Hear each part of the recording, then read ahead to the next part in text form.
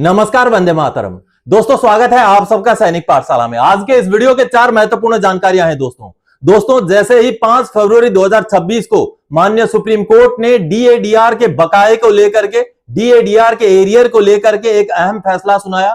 जैसे ही माननीय supreme court ने यह बोला कि डीएडीआर का एरियर कानूनी तौर पर लागू किया जा सकता है, ऐसा अधिकार है, उसके बाद मानो कई सारी चीजों पर इसका असर पड़ने लग गया है।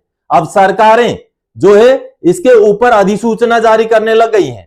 जी हां दोस्तों, सरकारों के द्वारा अधिसूचना जारी करना एक अहम बदलाव की ओर इशारा कर रहा है, क्योंकि कई सारे राज्य सरकारों के भी कर्मचारियों को पे कमीशन का भी फायदा नहीं मिला है, डीएडीआर का भी एरियर नहीं मिला है। तो ऐसे में अब एक और राज्य में कैबिनेट द्वारा जो है अधिसूचना जारी कर दिया गया है दोस्तों। तो क्या आने वाले समय में 5 फरवरी 2026 का माननीय सुप्रीम कोर्ट का यह आदेश 18 महीने का डीएडीआर दिलाने को लेकर भी एक अहम किरदार निभा सकता है? इसके बारे में आगे बात करेंगे। इसके साथ ही साथ दोस्तों, सीईए 24,000 रुपए हो चुका है पिछले साल से, यानी कि जो हमने अभी अप्लाई कर दिया उस साल से। तो कई सारे पेंशनर्स का यह अप्रूव भी हो चुका है केंद्र सैनिक बोर्ड से। तो ऐसे में अब जब से यह सीईए सालाना 24,000 एक बच्चे का हुआ है, उसका भुगतान कब कर रही है केंद्र सैनिक बोर्ड, इसके बारे में एक रिप्लाई दिया गया है पेंशनर को कि कब तक भुगतान हो जाएगा, उसके बारे में भी आगे जानकारी हासिल करेंगे। इसके साथ ही साथ दोस्तों, 8वें पे कमीशन को लेके 13 अप्रैल 2026 को एक बड़ी मीटिंग होने जा रही है। इस पर तय होंगे एजेंडा, इस पर तय होंगे जो प्रपोजल हैं, जो कर्मचारियों के, पेंशनर्स के, वो तय होने के लिए ये मीटिंग होने जा रही है, जिस पर एक रिपोर्ट है वो भी आगे जानेंगे। इसके साथ ही साथ दोस्तों, केंद्र सैनिक बोर्ड द्वारा एक अहम महत्वपूर्ण लेटर जारी कर दिया गया है, जो कि रक्षा मंत्रालय का एक हिस्सा है। 2 अप्रैल को यह लेटर जारी किया गया है। अब जो 2026-27 में हमने वेलफेयर स्कीम के लिए अप्लाई करना है, उसके कट ऑफ डेट को जारी किया गया है इस लेटर के जरिए। वो भी आगे लेटर देख के समझेंगे दोस्तों। तो चलिए आगे बढ़ेंगे इन्हीं जानकारियों को लेके। लेकिन आगे बढ़ने से पहले हमेशा की तरह, अगर सैनिक पाठशाला चैनल का वीडियो आप पहली बार देख रहे हैं या अभी तक चैनल को सब्सक्राइब नहीं किया है, तो चैनल के साथ जुड़े रहने के लिए, इसका हिस्सा बने रहने के लिए और आपसे जुड़ी हुई भरोसेमंद ऑथेंटिक जानकारियां पाते रहने के लिए चैनल को जरूर सब्सक्राइब करें दोस्तों। चलिए अब आगे बढ़ते हैं जानकारियों की ओर। सबसे पहली जानकारी, रक्षा मंत्रालय केएसबी ने जारी किया वेलफेयर स्कीम के लिए 2026-27 के कट ऑफ डेट, जल्दी करें कार्यवाही। जी हां दोस्तों, चलिए सीधे केंद्र सैनिक बोर्ड का लेटर देखते हैं। दोस्तों, ये सामने जो भारत सरकार के रक्षा मंत्रालय का केंद्र सैनिक बोर्ड का आप लेटर देख पा रहे हैं, जो कि 2 अप्रैल 2026 का लेटर है।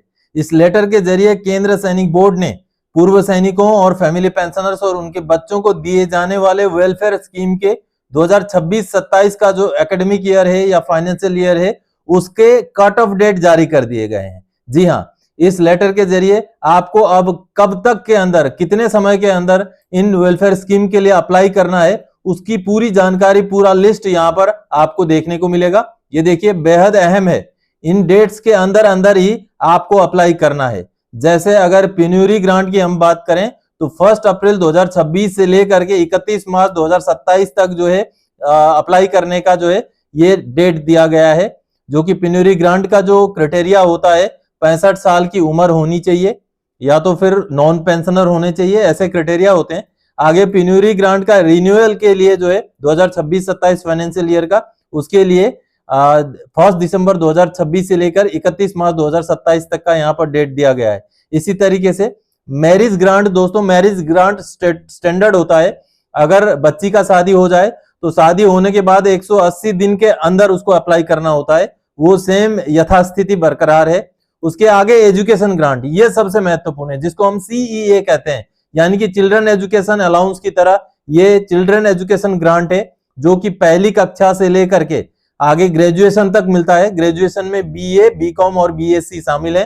तो इन जो बच्चों को मिलता है आज के डेट में सालाना 24,000 रुपए एक बच्चे का, यानी कि हर महीने का 2,000 रुपए एक बच्चे का, मैक्सिमम 2 बच्चों तक का जो मिलता है, जिसका 2025-26 एकेडमिक ईयर का अब अप्लाई करने के लिए जो है सिस्टम खोल दिया गया है, जिसका एप्लीकेशन देखिए 1 अप्रैल 2026 से शुरू हो गया है।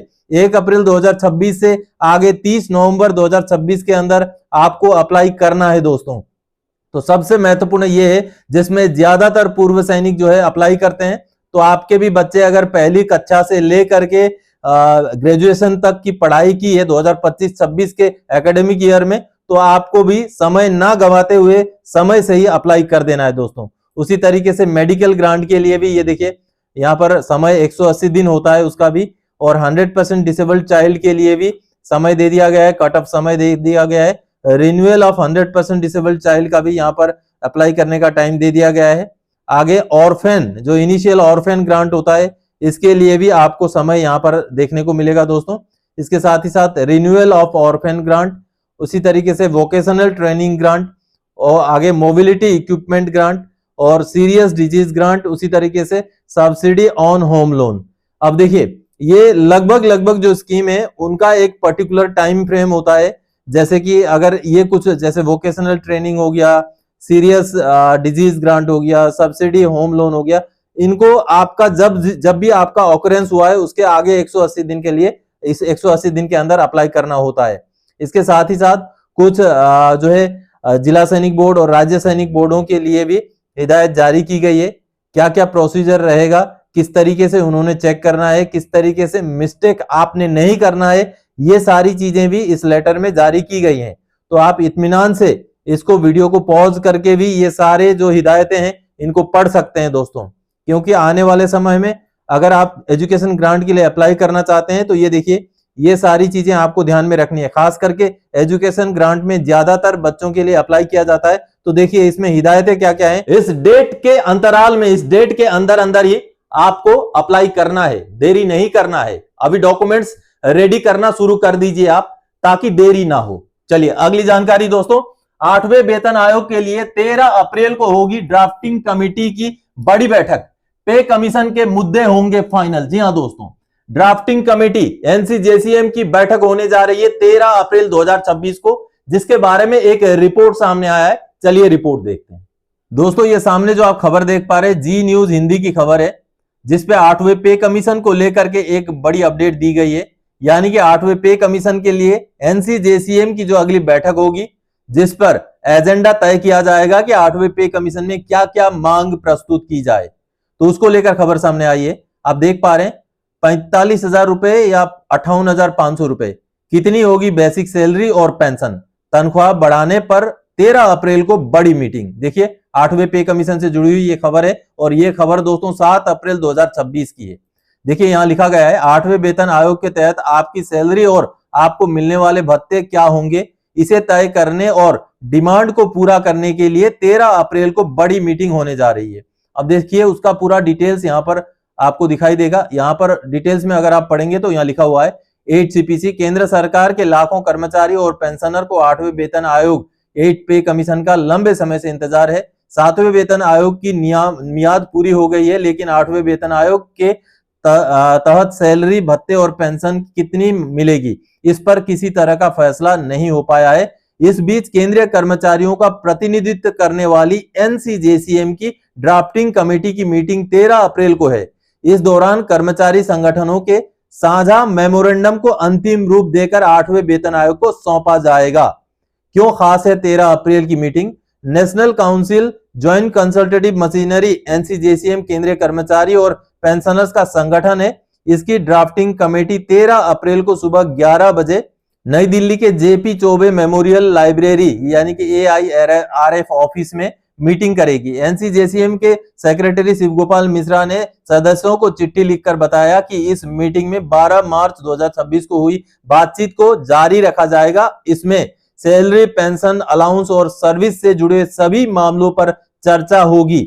AIDEF के श्री कुमार ने बताया कि मीटिंग में उम्मीद है कि साझा मेमोरेंडम अंतिम रूप से तैयार हो जाएगा।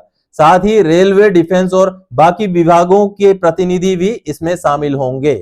तो दोस्तों मेमोरेंडम क्या होगा, ये मेमोरेंडम को लेकर भी ऑलरेडी चर्चा चल रही है। पिछले मार्च के महीने में भी दोस्तों मीटिंग हुई थी, तो इनको लेकर के 8वें वेतन आयोग में कब क्या हुआ इसका भी यहाँ पर डिटेल्स इस रिपोर्ट में आप देख पा रहे हैं। तो कहीं ना कहीं अहम खबर है कि 13 अप्रैल को एनसीजेसीएम की यानी कि ड्राफ्टिंग कमेटी की बैठक होगी। इस बैठक के बाद पता चलेगा कि एनसीजेसीएम की तरफ से 8वें पे कमीशन में क्या क्या प्रपोजल, क्या क्या डिमांड भेजे जाएंगे। तो कहीं ना कहीं 13 अप्रैल 2026 का ये दिन महत्वपूर्ण होने जा रहा है, जिसमें कर्मचारी और पेंशनर्स की मांगों को अंतिम रूप देने के लिए एनसीजेसीएम दिल्ली में बैठक करने जा रही है। दोस्तों 13 अप्रैल को बहुत सारी संस्थाओं की मांगों को इकट्ठा करके एक कंसोलिडेटेड, एक कंबाइंड मांग बनाया जा रहा है, एक प्रपोजल बनाया जाएगा, जिसको आगे 8वें पे कमीशन के साथ चर्चा किया जाएगा, 8वें पे कमीशन को सौंपा जाएगा।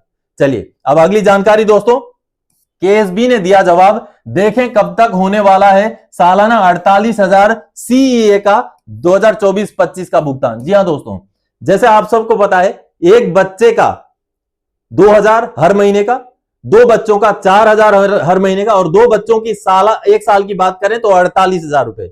अगर किसी ने 2 बच्चों का अप्लाई किया है तो 48,000 रुपए जो है रेट में बढ़ोतरी करके पिछली बार से ही लागू किया गया है।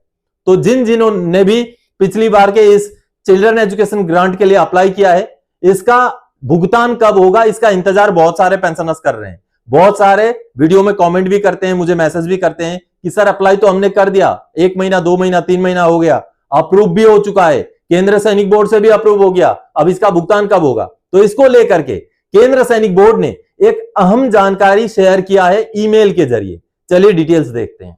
दोस्तों 2024-25 फाइनेंशियल ईयर या एकेडमिक ईयर का जो हमने केंद्र सैनिक बोर्ड के थ्रू से एजुकेशन ग्रांट का अप्लाई कर दिया है, उसी में से एक पेंशनर जिन्होंने अपने बच्चे का ग्रांट के लिए अप्लाई किया हुआ है, आप उनका यहां पर डिटेल्स देख पा रहे हैं, जिनका राज्य सैनिक बोर्ड से, जिला सैनिक बोर्ड से और केंद्र सैनिक बोर्ड से भी अप्रूव हो चुका है।